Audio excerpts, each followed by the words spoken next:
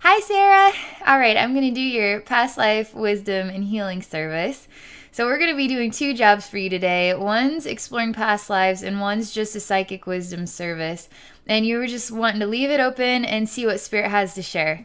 So, I'm just going to relax here, and this video will explore past lives, and then we will do a video to explore just psychic wisdom, okay? I'm just going to relax, and we'll see where Spirit takes us, okay? So, this is a really heavy type of experience. There's something of like I'm trying to move my body through crystal, like through a crystal itself. It's really draggy. I'm just waiting. I'm just choosing patience. There's sort of a dreamier state. I'm looking at a beautiful woman. She has ridiculously long black hair. It goes way past her butt, even goes to like to her knees. It's really thick and really, really long, and it's pure black. It's not even like a light, it's not like a super dark brown. It is pure black hair. It's really, really, really long. She's a maiden. They're speaking in this. We're looking at what would be like I don't know, some sort of fabric, and then it actually has a beautiful woman, just sort of the side of her face, and then showing her really long hair. And I don't know, is it a tapestry? Is it I don't know, but it's stitched. There's been stitching, and her artistic, her expression. It's not like it's painted on a canvas. It's actually like stitched into a fabric, but it's really thick fabric. It's like a tapestry or something. She has one hand sort of, it's like a hand here, and she's like, oh, kind of looking off to the side. There's something very feminine about her. So it's almost like a man is proposing on one knee kind of thing. She's looking down. There's also what is like her belly is growing as though she is pregnant. She's always in this white dress, always face to the sides, really long hair. So nothing about her changes per se, while things are changing. The meaning of the expression is changing and growing. Although she's still a beautiful maiden, she's a very feminine expression. I'm just being patient. It's harder and harder to see or understand. Feels like things are changing in a way that reflection, that happy maiden who is being proposed to or having a baby, it just, maybe they were just all dreams, you know? There's even a sensation as, you know, things changing or even the tapestry being burnt. Not that she was ever burned, but it just, time changes and dreams change and we age and we aren't the same people we once were, is the way this feels. There's even a sort of a spinny thing, it's just a spinny feeling, moving into new things. I can't say that I know what is going to happen next, or that I have an understanding, a real true understanding about myself. Even being a woman that is thinking to herself in the dark, there's nothing to see here, but there's that essence of, I just don't know, is really what the question mark is. I just don't know. I really don't know who I am or what I want. I don't know what else there is. And so if there is nothing else, then what else is there to manifest or to dream about or to hope for or to look for? All you can do is just sit in a dark room and then feel this way. I can't say that she's depressed. I can't say that she's exhilarated. I can't say that she's, you know, it just feels like I don't know. That's the way that her energy feels, is just, I don't know. So just being patient. There again is a maiden, and there's something of a hanky, a very beautiful unused cloth that people would blow their nose in, obviously. But it's like a delicate, I don't know, something, some delicate cloth. It's like a hanky or something. But I'm telling you, it's, you know, please take this favor. It's a token of my gratitude. It's like the Shrek scene where she hands him a hanky. It wasn't a hanky when she handed it to him until he blew his nose on it. But that's what this is. She's in a gorgeous room. She has a very, it's like a pale blue dress on. She's not, how can I describe her personality? She's not somebody who would be a real jokester. She's not even, but she's not somebody who's shy either. She does seem to have articulate feelings about things, but she wouldn't be overly expressive about them. She's mild in manner, but she does have wits about her. She just doesn't overly express them. She keep a lot of stuff inside herself and be as she is trained to be poised as she is meant to be a woman that she is asked to be by society or by her rank or role. It still hasn't been defined, but she's very clean and nicely dressed. And that's kind of her demeanor here.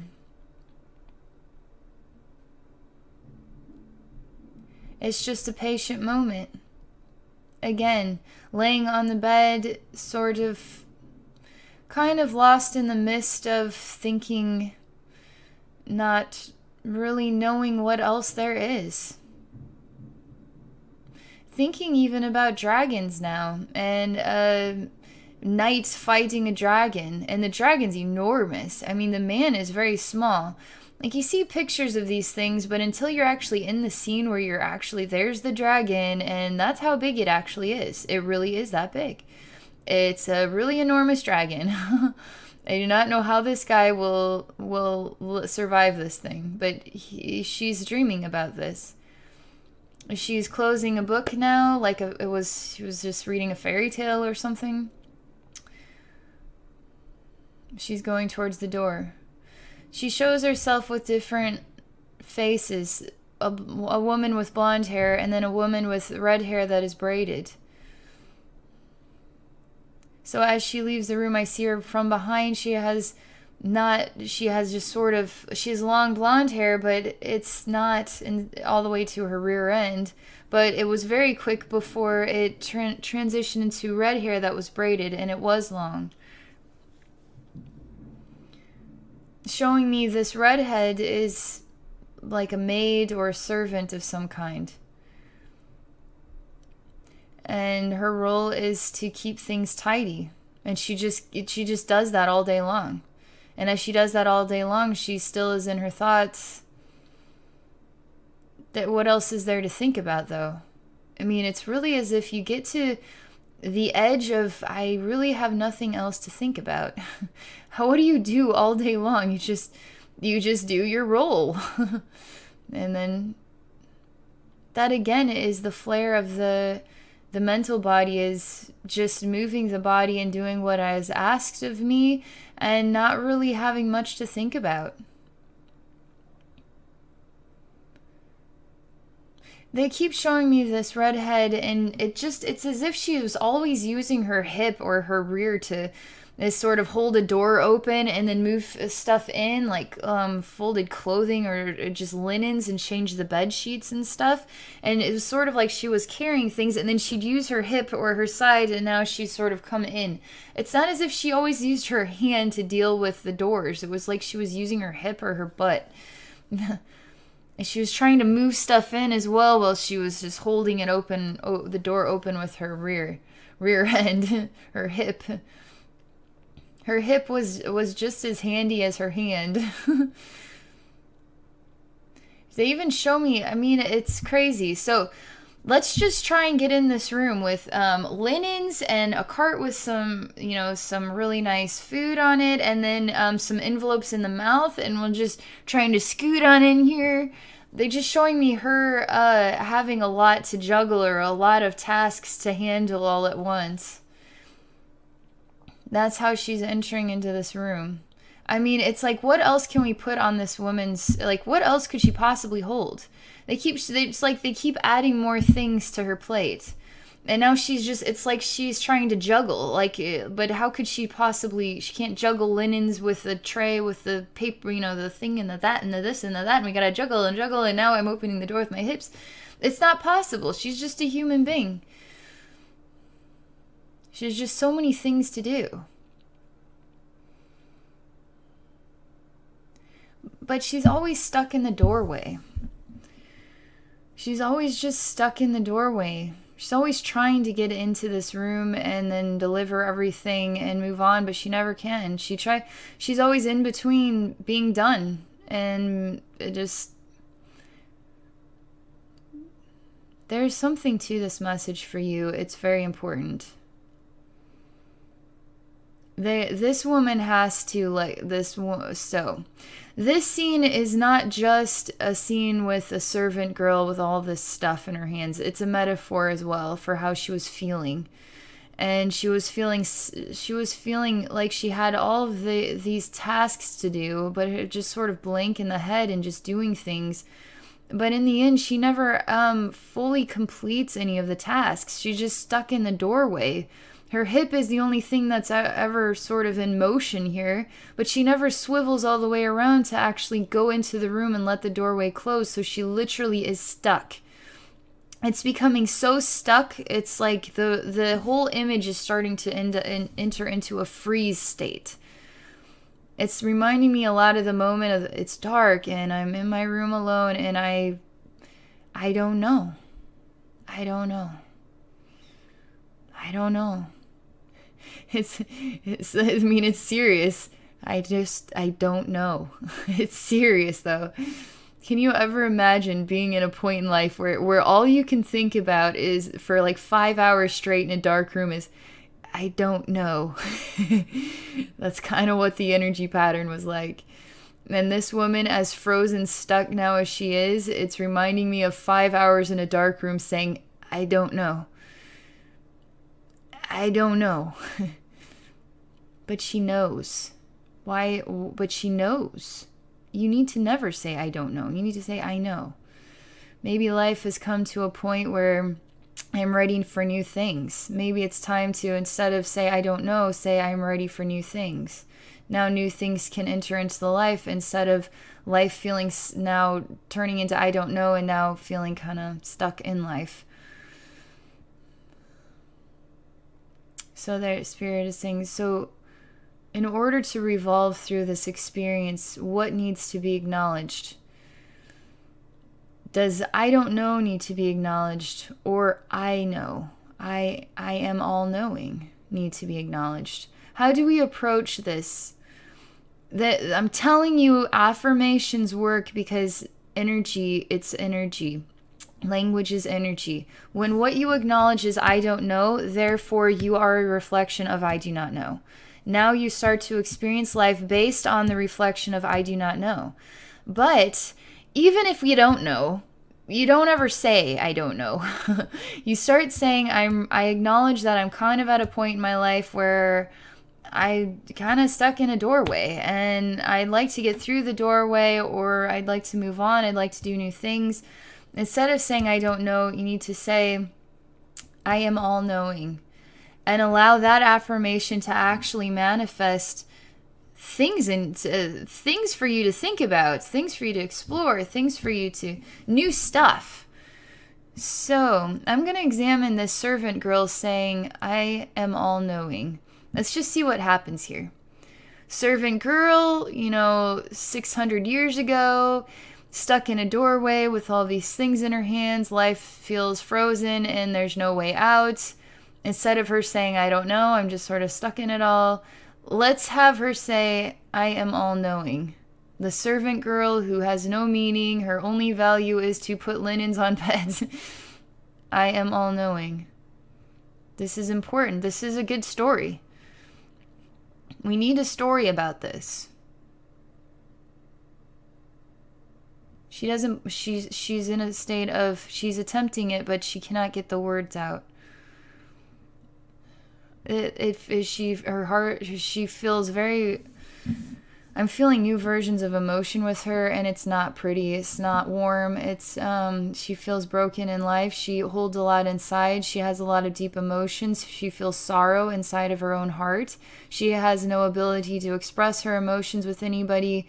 This is her life. She has to live her life. It's not for her to have, feelings that need to be expressed and mended. She has to mend everybody else's life, but nobody's there to mend hers, so to speak. She's a worthless servant. I don't know. What else is there? I'm just a worthless servant. But there's more there. I need you to say, I am all-knowing. Not, I am a worthless servant. I need you to say, I am all-knowing. Let's see if you can do it. Let's just see. This is really getting a lot of emotion rumbling here. This is positive. It's better to have emotions and upset and anger, and I am not saying that, than to feel stuck and accept I don't know as the final outcome. That is not the winning lottery ticket.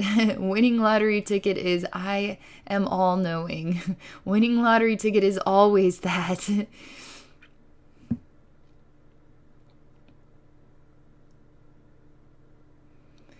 She is dreaming about being a fair maiden with really long black hair.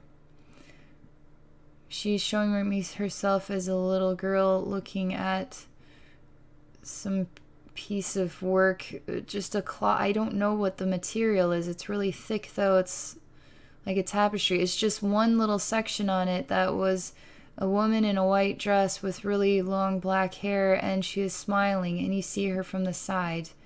And she is looking downward, and there's nobody else here. She is only looking downward, and she is smiling. She's looking at the grass. It's all green. It's just green, a dark green color around her feet. And there is no man in the scene. In this version, she has no pregnancy belly, and this little girl is really pondering what this means, what she may be thinking about, what she may be feeling inside. Why is it that she is smiling? What is she looking at? It brings warmth into this little girl's heart to think about these things, to dream about these things for herself. She wants to be this. She wants this to be her. She wants to grow up to be this. She's telling me that. It was only ever about stepping into the reflection of a woman, a very distinctive very feminine, fair maiden, that energy of a woman who is all woman, a woman who is smiling,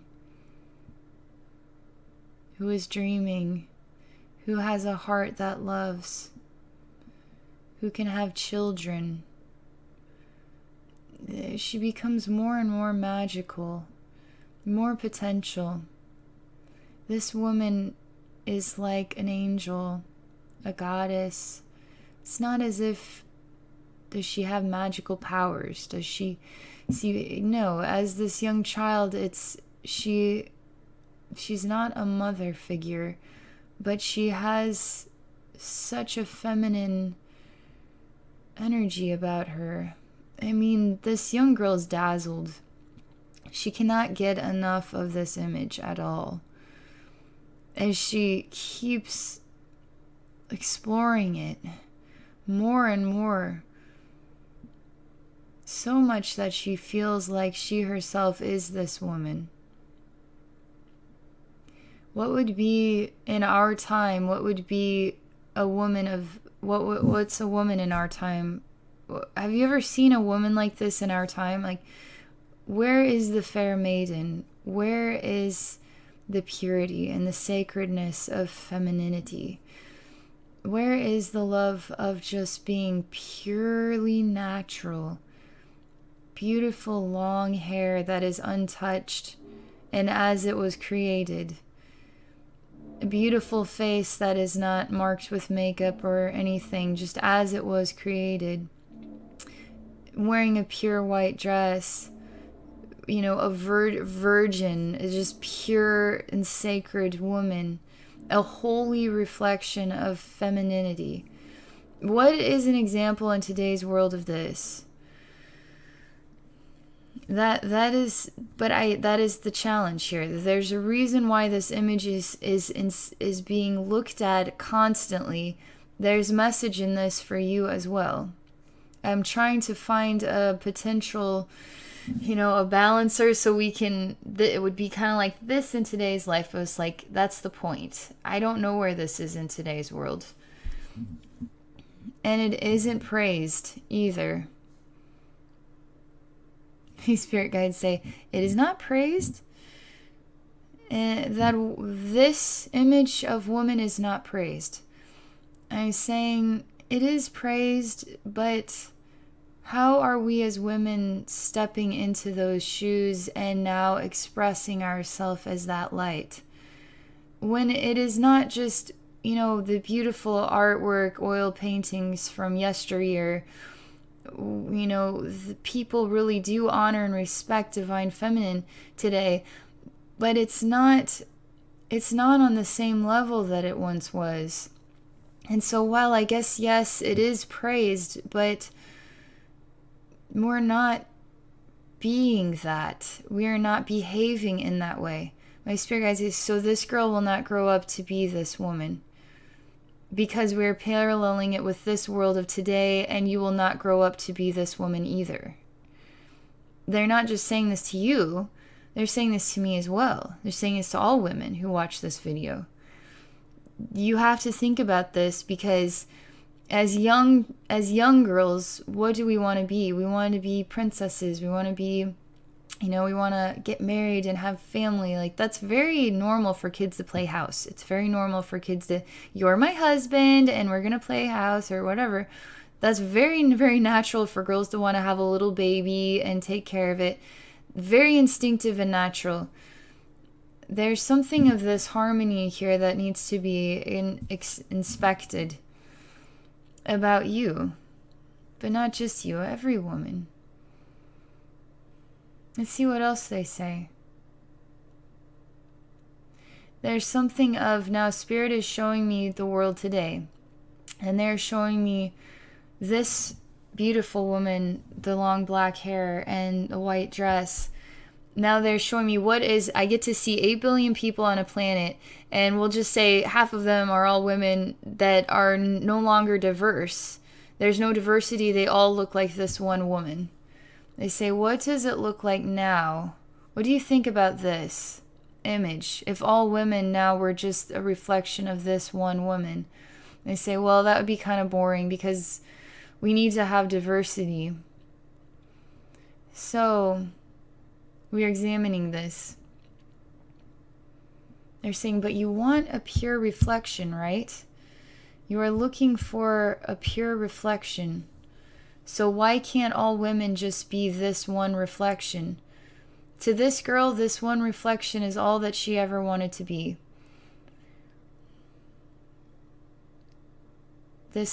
I'm telling you, this is really, we are meant to examine this. I'm trying to change the world, as in, I'm trying to help women see the value of diversity while also being in the shoes of what is fair maiden, as in respecting their bodies, respecting their sexuality, respecting the gift of love. But I'm telling you, this image is difficult because the message isn't just about this. This girl is showing me that as she ages and she steps into the shoes of fair maiden, she finds herself contained inside of a box, and there is no such thing as fair maiden at all. It was a lie. It was never the truth. There never was any reality of this kind. Now, what do we tell our children? Do we break their hearts with the truth, or do we let them believe in a fairy tale? She shows me she thinks hard about this, and she's got a lot of emotion about this. She shows me another book. It's like a fairy tale book, and she rips the page out. Another version of this woman now on an illustration on a page. We don't know who she really is because she never actually talks. And we don't know who she is. She doesn't even care to look at us. She won't move her face to actually see us. She doesn't say anything about herself. She's just a face and a body. This is going through real emotional experiences you've had in other lifetimes where your role was to only be a face and a body and a fair maiden. You weren't given the right to express yourself freely and to love freely and to be free. You were given the right to be a woman and then to be contained by that experience. Whether you were in an upper class sort of facade or a servant girl. It always was the same storyline. Even getting mad at me for saying how divine feminine needs to step back into this world. She tells me if that were to happen, all that would actually be achieved is a bunch of duplicate faces with no voices, no eyes that actually look at anybody, faces that only look to the ground because they are not allowed to actually look up and into people's eyes. She's really angry at me. How dare you talk about divine feminine? You don't know anything about divine feminine. You don't know anything about what it's like to be stuffed into a container like this. How dare you? That's what she says to me. She's showing me having to get zipped up and ready for the day, so tight that you can't even breathe. That's your divine feminine. That's what you want from women. Feeling very emotional about this, wanting to even burn the book. Hating this is bullshit. I mean, the escalating energy is very sincere here. But she shows me, as angry as she is, as much as she wants to stab this reality out of the world or whatever, she has no right to even do that. She has no right to even step forward. She has no right to step in any direction at all. All she has a right to do is be stitched onto a tapestry, and that is all she will ever be. That's what she says. She just keeps showing me herself with a knife, like, ah! Like, seriously, she is going to stab this conversation. She is going to murder it. She is going to let it be known. I ask her what would help her let go of these feelings. What would help her believe in something again? Is the answer going to be, I don't know? Is that the answer to this question? I don't know. We're going to sit in the dark room for 5 hours and say, I don't know. That's not what the answer is going to be anymore. Spirit says, it is time for a new answer to this question. She thinks it's a joke that I would dare to tell her that, to ask her to say, I am all-knowing. What do you think that is going to do for a servant girl in this world? That is the stupidest idea I've ever heard in my life. I say, if it's so stupid, then why can't you just do it? If it's so stupid, then why not do it? You don't want to get your hopes up for something to happen in your life? Couldn't there be potential for change? Or is your fate sealed? She keeps showing me a bell that rings for her all the time. Hearing the bell in her head is almost like a nightmare. It's like, ree, ree, ree. Bell ringing, bell ringing, bell ringing. Go, go, go. Bell ringing all day for the rest of her life. It's the most annoying sound she could possibly hear.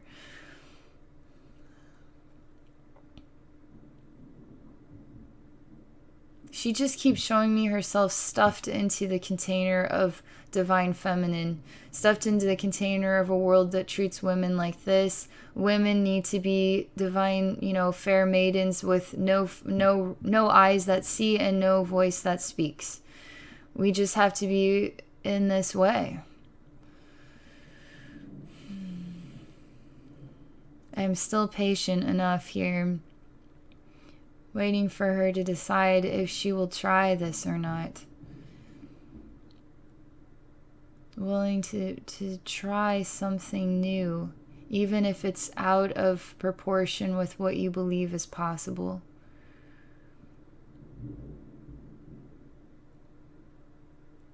I'm getting her to say it. She's just quietly, I am all knowing. I'm all knowing. She's instantly just starting to evaporate. I mean, it just like a blink just happened. And the whole scene, she just disappeared from the entire scene. All of her linens, all of this stuff, it just blinked out. It just isn't there anymore. They're saying you will remain a servant to this world until you choose to say, I am all-knowing. If you are too good to say all-knowing, then you will remain a servant to this world. Because that is what you think this world is about. There's something of the vibration here. This is why it's important for us to think differently about the way the world is. It's the human version of the reality, the spiritual version of the reality. They're saying, but can you say it? Can you say, I am all-knowing? That's what they're asking you.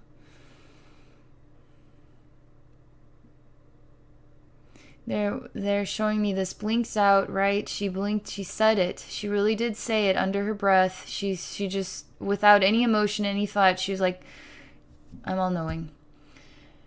And then she just blinked out. She's no longer a servant girl. She's no longer a maid. She's no longer on call. She's no longer at everybody's. She's done. She's completed it. She just did her job. All we needed her to learn in this lifetime was that she was all-knowing. That she was worthy and deserving of saying that one phrase to herself. Instead of beating down the dead horse about her role and her fate and her life and her experience, all she needed to do was let all the emotions go, all the thoughts go, all the anger and internal anger go, and just all she had to do was say one time in the life, I am all-knowing.